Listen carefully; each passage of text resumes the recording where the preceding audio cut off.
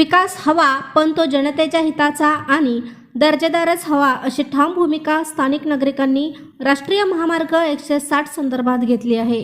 काल निवेदन सादर केल्यानंतर आज मायनी रोड येथे प्रत्यक्ष पाहणी करून रस्त्याच्या कामातील त्रुटींचा आढावा घेण्यात आला। विटा येथील सर्व भाजपा आजी माजी नगरसेवक, नागरी हक्क संघटना, सामाजिक कार्यकर्ते आणि नागरिकांच्या उपस्थितीत ही पाहणी करण्यात आली। संबंधित अधिकाऱ्यांशी सविस्तर चर्चा करून रस्त्याच्या रुंदीकरणातील विसंगती, वाहतूक कोंडी, सुरक्षेच्या दृष्टीने असलेले धोके तसेच भविष्यात उद्भवू शकणाऱ्या अडचणी प्रत्यक्षात दाखवून देण्यात आल्या। राष्ट्रीय महामार्गाची रुंदी वाढण्याऐवजी काही ठिकाणी ती कमी झाल्याचे दिसून येत आहे। कामाच्या दर्जाबाबतही अनेक प्रश्न उपस्थित करण्यात आले।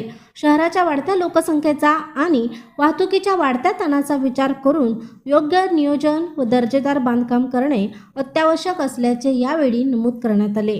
विटा नगरपालिकेचे माजी नगराध्यक्ष वैभव पाटील, सामाजिक कार्यकर्ते विवेक भिंगारदेवे, प्रशांत राठोड यांच्यासह अनेक मान्यवर आणि नागरिक मोठ्या संख्येने उपस्थित होते।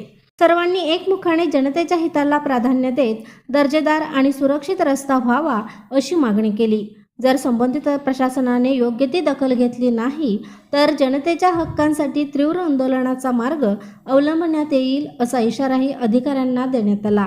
राज्यातील नेतृत्व म्हणून देवेंद्र फडणवीस आणि चंद्रकांत पाटील यांच्याकडेही या प्रश्नांकडे गांभीर्याने लक्ष देण्याची अपेक्षा व्यक्त करण्यात येत आहे।